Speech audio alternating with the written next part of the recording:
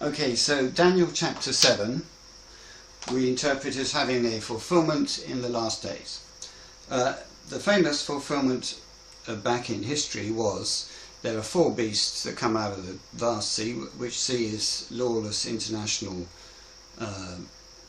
geopolitics, and in the original fulfillment that everybody understands, the first beast which was like a lion with the wings of an eagle, was the Babylonian world power over God's people when they were taken prisoner in Babylon.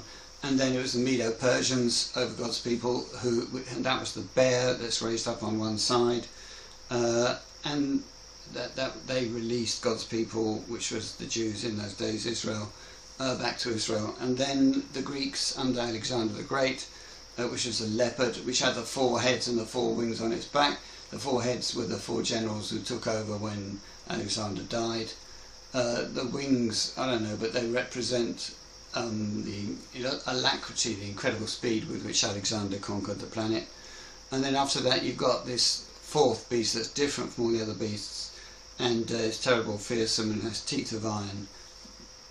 And that was the Roman Empire.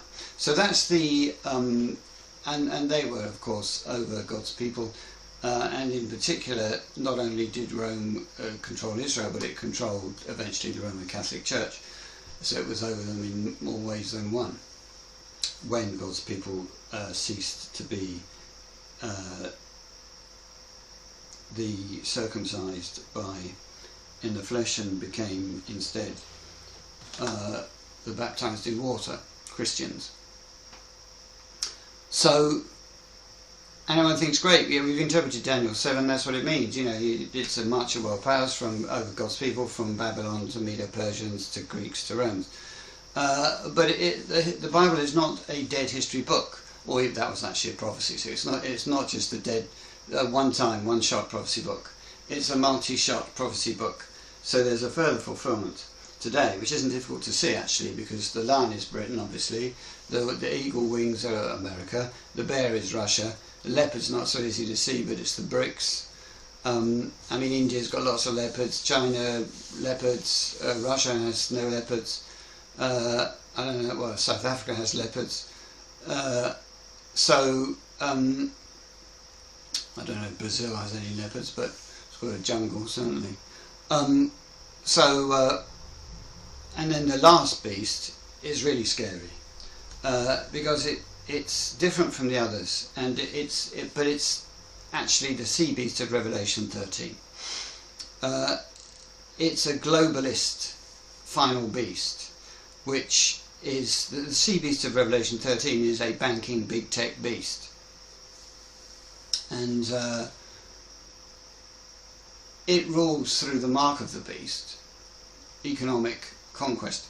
You know, we've moved from military conquest, although Putin hasn't, towards economic, and neither has Netanyahu, towards economic conquest, where you execute your imperialist ambitions through access to trade. However, which is the whole EU business model. You know, if you want access to the EU market, you have to give us your sovereignty, is their business model. And I look forward to the day when nations stop competing with each other and trying to prove they're better than their brother, but actually start cooperating. And that day is not far away, but before we get to it, we have this nonsense of all these people trying to outdo each other, which is what's going on at present, and it leads to this final control freak beast, which, as I say, has these teeth, and the teeth are the military. So there is going to be a globalist army policing the planet for the mark of the beast, a military that does that. But that's not why I wanted to give this talk at this particular point in time. The reason I wanted to give it is that in the greater meaning, as I said, the British and all of these beasts conduct unjustified, unrighteous wars. And so the British and the Americans did that in the Gulf War, not the first Gulf War, to rescue Kuwait. There was a justification for that. But the second one, based on false, dodgy dossier evidence of mass destruction weapons which didn't exist. So Blair and Bush's war, that was unrighteous, and the British and the Americans were involved in that, and that is the fulfilment of the Lion with the Wings of the Eagle, becoming an unrighteous war beast. And it's followed by the Bear becoming an unrighteous war beast, and that was Russia, first of all taking Crimea, permitted by Obama, 45, and then trying to take it under Trump, 46, but being denied it twice by Trump in no uncertain terms, and then managing to take it under Obama, 46 again, or at least try to take it. And since Trump said no twice and Putin didn't invade, one has to deduce that Obama, Biden, 46, said yes. So the idea that America is not responsible for the Ukrainian war is garbage. They must have greenlit it, because Putin wouldn't have done it without an assurance from Obama that he would permit it.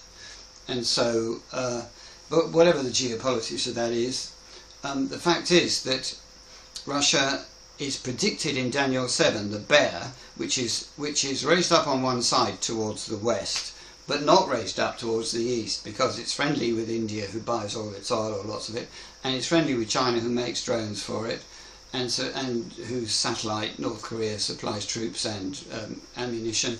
So basically Russia is being friendly with, I mean, Russia is imperialist and wants more land for itself under a whole bunch of facile excuses, and it sees that it can get partners from China and India.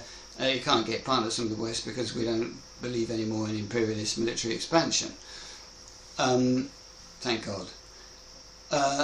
Although we do authorise Putin to do it. Anyway, it has 3 ribs in its mouth. Now, ribs are building blocks of a skeleton, and God regards one nation as one human. For instance, Israel is the person, Jacob, the son of Isaac, the son of Abraham, but it's also the nation of Israel. And likewise, Ukraine is regarded by God as one human being, a composite human being. And the oblasts, the counties, the provinces, the states in Ukraine are the ribs. And he's been fighting this war since 21, 22, has Putin, and he's managed to kill 1 million of his own people and a few 100,000 Ukrainians. And for that he's got himself, well, he already had Crimea, and he already had a lot of the Donbass, but he's got himself a bit more of the Donbass and 2/3 of Zaporizhia and 2/3 of Kherson oblasts. Kherson oblast, whatever it is. But he hasn't yet got 3 whole ribs in his mouth. He has the whole rib of Crimea. He has nearly the whole rib of Lugansk, nearly, 95% of it. He's got about 2/3 of Donetsk, and he's got 2/3 of, as I said, Zaporizhia and Kherson. Now, the scripture says that he will get 3 ribs in his mouth, the bear, between its teeth, and the teeth of the military. The mouth is political, speaking for it politically, so political control. The teeth are military control. He hasn't yet got his teeth around the whole of Donetsk. He's nearly got them around the whole of Lugansk. But biblically, according to Daniel 7, Putin will succeed at getting the balance of Donetsk. Now, he's not going to get that militarily this year, because Ukraine has successfully stopped the summer offensive, and I mean, they've done absolutely brilliantly to stand up to Putin. And the tragedy of the whole situation is that America, having greenlit Putin to attack Ukraine, under Biden and Obama, only supplied enough arms to enable Ukraine to keep Russia at bay, but not enough arms to enable Ukraine to kick them out of their country, to kick them out, the Russians out of their country. And Trump, you never know what he's going to do. One minute he gives them arms, next minute he doesn't give them arms. And but he does want peace, that's obvious. And so he's going to have this peace negotiation. Now, in this peace negotiation, my understanding of it is that he's going to offer them to settle this deal by Russia is given the balance of Donetsk, which it hasn't yet conquered, but Russia gives back the parts of Kherson and Zaporizhia that it has conquered. So the net result is that Russia would own, or lease, or whatever it is, Lugansk, Donetsk and Crimea, and those are the places which have the most Russian-speaking people in them. Not that that's, which is ostensibly the excuse. There's Russian-speaking people all over the planet, but they learn it in schools in Britain. That doesn't entitle Putin to go and conquer the borough that the school's in. But anyway, that's ostensibly the justification. Now, the exciting thing from a prophetic standpoint, and I'll put that in context at the end of this talk, because none of this is exciting, really, it's horrible, but from a prophetic standpoint it is exciting, I suppose, is that Russia is predicted to get 3 ribs in its mouth, and it has to do that before, because it then says after this he sees the leopard with the 4 wings on its back. So it has to do it before the leopard becomes a war beast. Now, in our present chronology, we understand that the leopard becomes a war beast this month, which we suspect is China attacking Taiwan, but it will be a BRICS nation instigating an unjust war, which will probably be China against Taiwan. Well, I don't know that it will be, but all we know from Daniel is the BRICS nations will start an unjust war. And if our chronology is right, it's this month. And so before the end of this month, it's actually the Hebrew month of Ab, but it's pretty much coincident with August. So before the end of August, Russia has to get 3 completed ribs in its mouth, which are Crimea, Donetsk and Lugansk. In other words, this deal has to work. So we are prophesying from Daniel 7, from the end times meaning of Daniel 7, not the original meaning, that Trump's negotiation in Alaska will work, and before this month is out, Russia will have its teeth round and politically speak for the entirety of Donetsk and Lugansk, but it will get no more than, and Crimea, but it will get no more than that. In other words, this deal that's been proposed is biblically confirmed by Daniel chapter 7. So if we're right, you will see the Alaskan, today's Tuesday, it's about 9 o'clock in British summertime. So if we're right, you will see, before the end of the month, success from the negotiation that begins is ongoing, but there'll be a meeting on Thursday, August the 17th, in Alaska between Putin and Trump and maybe Zelensky. And what we're predicting from Daniel 7 is that meeting will actually result in a peace deal whereby Russia gets its teeth, its military, round the whole of Donetsk, Oblast, Lugansk and Crimea. So we'll see whether that happens in the next few days. But I want to say something philosophical here, because